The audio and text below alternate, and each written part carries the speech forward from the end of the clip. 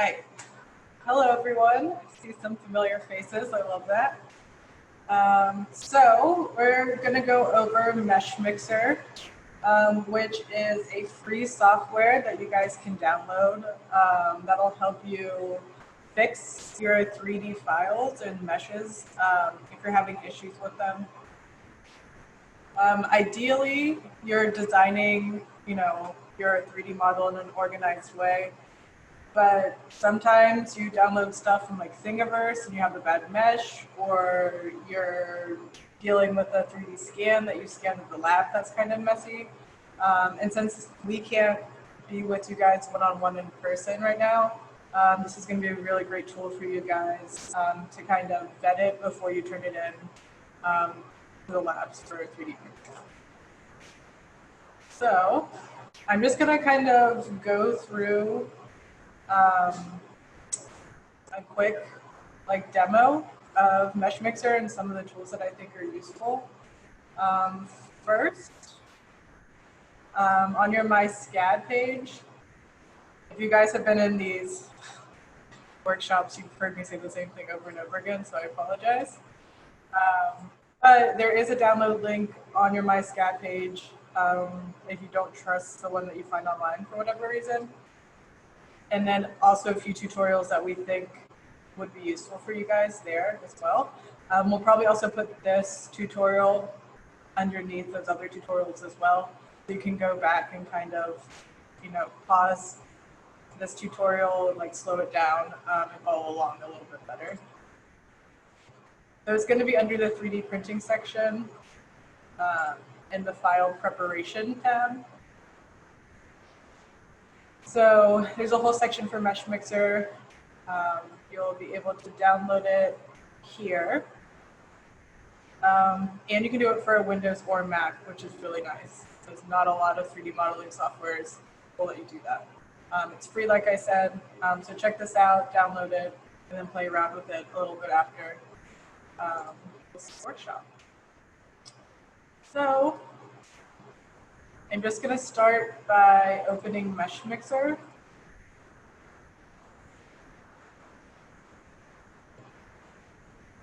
So, I'm going to import my STL. So for 3D printing, STL is the file format, and pretty much the only file format 99% of the time that we're going to accept for 3D printing, regardless of which type of 3D printing you're using. If you're unfamiliar with the types of 3D printing that we have at SCAD, if you weren't able to come to the workshop I did last week, you can find all that information on your My SCAD page. So we have 3 different types, all good for different things. And our My SCAD page will kind of walk you through what technology is good for what and how to choose the technology that's right for your project. So ideally, you've 3D modeled something or downloaded something from Thingiverse, and it's an STL file. STL files are pretty hard to manipulate in a regular 3D modeling software. Once it's a mesh, it can get pretty tricky to edit. So that's why Meshmixer is going to be really useful for you guys. So I'm just going to start by importing an STL file. You can see that it's got some holes in it, not looking too hot. This will happen a lot of times if you're dealing with a 3D scanned object. If it didn't, get certain spots, if there's spots where it's dark, it won't be able to stitch the surfaces together. So we will run into this pretty often. So Meshmixer has this really nice analysis tool. So if you just hit this inspector button up here, it's going to show you what's wrong with your mesh. And there's 3 main things that Meshmixer will check for. It's going to check for holes in your mesh. It's going to check for non-manifold geometries, and for weird extraneous parts that aren't really connected to your mesh. It's going to find those so you can delete them out. So you can see that all of these are pretty much blue spheres, which means it's a hole. So there's 2 ways you can fix it. You can double click on the sphere and it'll fix it. It'll do an auto fix, or you can just auto repair all up here, and it'll fix those. So you can see it's not like a perfect fix. It fills in the gaps, but there's still, still a little wonky, a little like here. So there's this really nice sculpt feature in Meshmixer, which if you're someone who works with your hands a lot, I think this is a really nice tool because it's a lot more organic feeling than actually like 3D modeling something. So there's different brushes that you can use. Dragging will just you just click and hold, like move it around like you're drawing with your mouse. So dragging is just going to drag an area around a little bit. And then draw will actually add material to your object. So you can change the size of your brush and the strength of your brush over here, depending on how big of an area you want to manipulate. And you kind of just like click and click and like hold, and it'll get bigger. It'll like attract to your mouse button. So you can get really into this. There's a bunch of different brushes you can use. So if you just click and hold, it's going to add material. If you hold down the control button on your keyboard and click, it's going to remove material. And there's some really funky brushes. You can do like a spike one, spikes. So you can have a lot of fun with it, and you can spend a lot of time getting a really nice product from it. I'm not going to worry too much about it. Try and make it look like real feet. So you can just kind of go around the areas that look a little weird and try and fix them all. If you have like a really wobbly bottom on your mesh, so you can see that this is kind of like a weird indentation here, you can also do a plane cut. So in your edit over here, there's a plane cut. So this will just take a horizontal plane, or you can put it on an angle, and it'll just cut it off clean wherever you put it. So if you don't want it to snap, to these lines, and you want to have more free control, you just unclick this button over here, and you'll have more control of where it goes. So I can just come here. I'm going to want either a remesh fill or a fixed fill. You just want it to fill in the hole after it cuts it. And hit accept, and then you have a much smoother bottom. You could do it again just to get this area completely flat, but you get the idea. All right. Another way you can manipulate your mesh is just to smooth it. So if you press Control A, it's going to highlight your entire mesh. And up here in the deform, you can hit smooth. So there's different degrees to which you can smooth. So if you want it to look like a chocolate bunny with no features, you can do that. You can crank it down so it's not as smooth, not as drastic an effect. You can also do like negative smoothing. So if you wanted it to be bumpier, you could drag it all the way down here.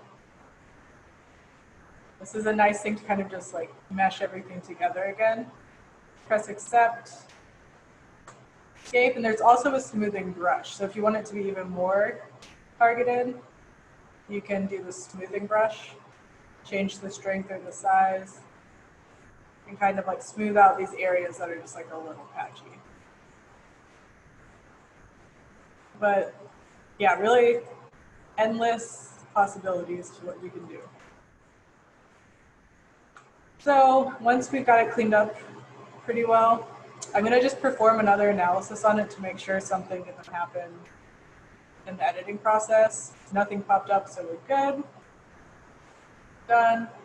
And then from here, if you just wanted to print this bunny, you would just export the STL. And then that's what you would use to submit to the lab. But we're going to take it a step further, and I'm going to import another mesh, and then we're going to combine them and make sure that it's like a solid watertight mesh. acceptable for 3D printing. So you'll hear this term watertight a lot in regards to 3D printing. So watertight essentially means it's just one solid body with no holes in it. It's not actually technically watertight, but you just want one closed poly surface, essentially. So I'm going to import another STL. So you could save your Meshmixer file here if you wanted to. I'm not really worried about that, so I'm just going to append it. And then I'm going to bring in these antlers, and we're going to make ourselves a little jackalope. So once you bring more than one object into Meshmixer, you're going to have an object browser.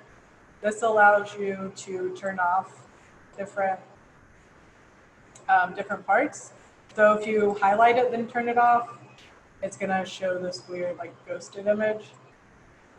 So I'm going to turn off the bunny and turn on the antlers. So then I'm just going to inspect these antlers. So I actually downloaded this off Thingiverse. So there's probably some issues in it. You can see there's a non-manifold edge right there. I'm just going to analyze it, do what we did for the bunny.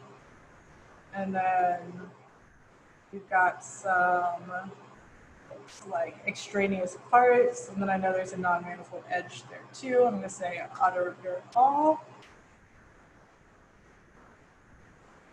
And we're good. So now we just need to line up the antlers to the bunny. So I'm going to turn the bunny on again.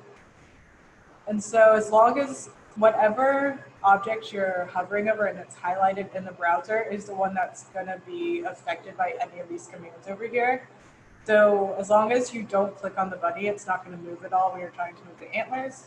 So you just click on the antlers, and then up here in transform, you can move it to align it to the bunny. So this is pretty similar to any gumball tool that you're going to use in the 3D modeling software.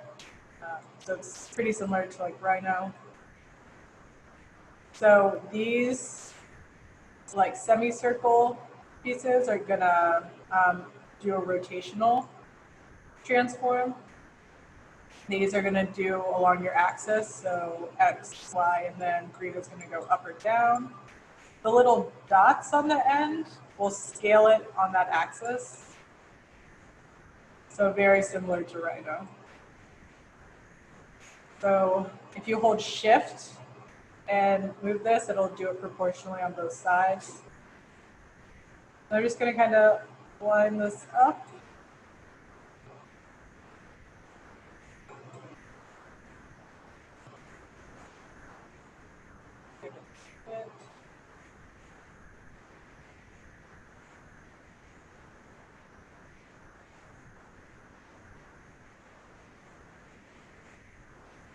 Looks pretty good.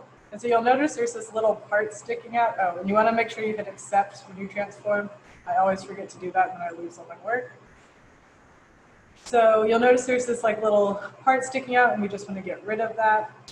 I'm going to turn off the bunny, and it's really just, you know, from here back we want to get rid of.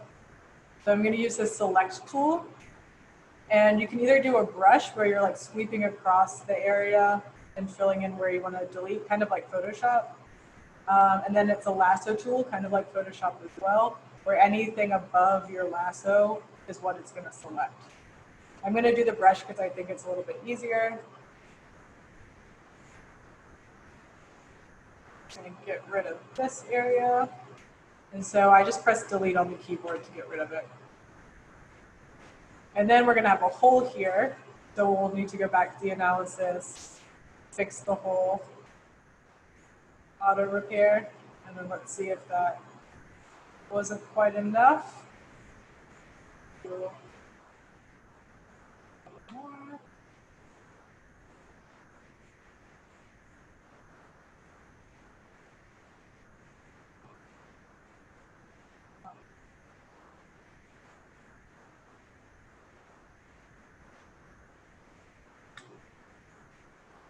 That should do it.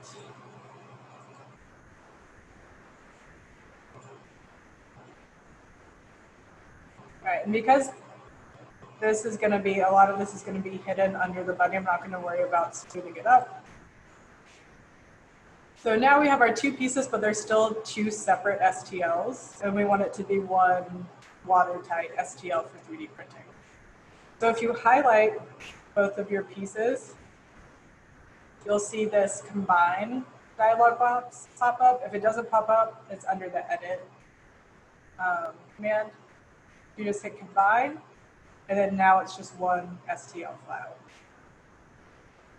After combining it, you're going to want to use this make solid command, because even though it's combined into one STL, it doesn't mean it's necessarily watertight, so there might still be some holes. So this make solid command is really, really useful for 3D printing because it's going to make it this one watertight STL. I always use the accurate command. You can change the accuracy to give you a finer mesh or a looser mesh, depending on what you're going for. But what's really, really nice about this tool is this minimum thickness. So depending on which 3D printing technology you're using, you have a minimum thickness for that technology. So if you go to your... Did you mean to do that? Sorry? You stopped sharing. Yeah, I'm going to show you. Oh, okay. Yeah. So on your MySCAD page, under each technology, you're going to have a design guideline.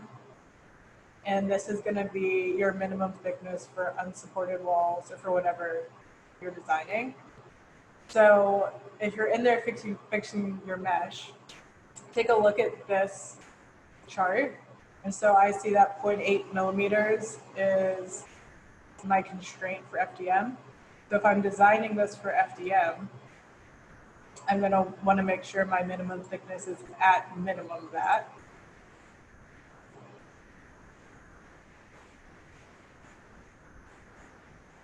So let's just call it 1, be safe.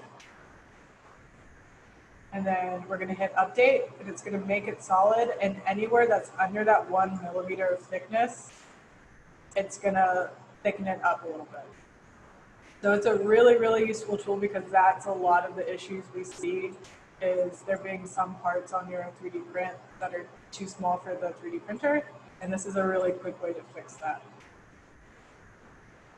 So from here, you can just smooth it up a bit. You can do some targeted smoothing by just selecting, like say like the antlers and the ears. So you want to smooth that out.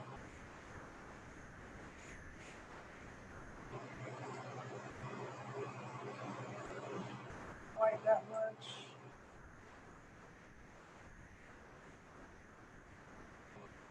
There's also some pretty cool like analysis tools. You could look at the thickness. So if we say the minimum thickness is 1, it would highlight any areas that are less than 1. So you can see that we're good. I'm also just going to delete these little areas because they're pretty small and I don't think it's necessary for the print. So to do that, you would just select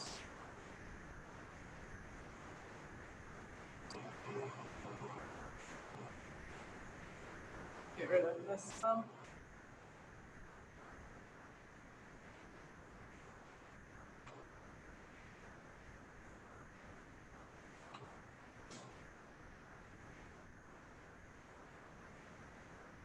Do an analysis, inspect, fix those holes, and then just go in and kind of smooth it out.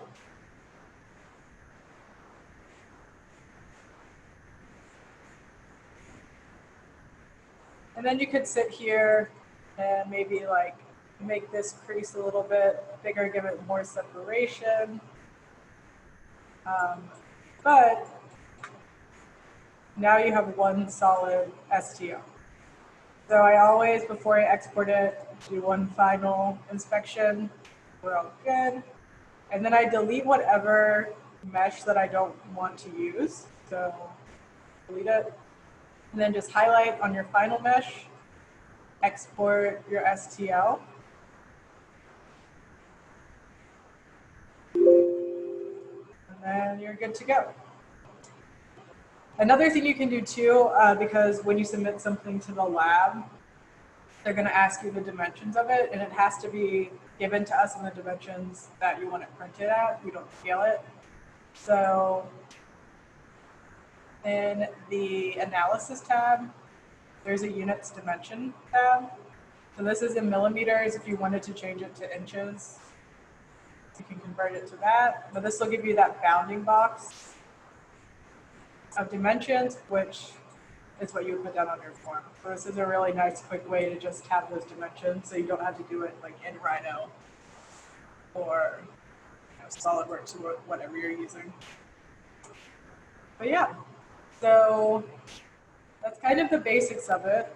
I really haven't been using Meshmixer that long, but it's a super intuitive tool, especially if you're used to 3D modeling. I did 3D print a little jackalope, so it worked. It was printable. So yeah, I guess we can open it up for questions. If anyone has them, you can raise your hand. I guess it's only two of you guys, so. Where is it that you said it could be downloaded? Because I remember you said it was on MySCAD. Can you show where that was again? Yeah.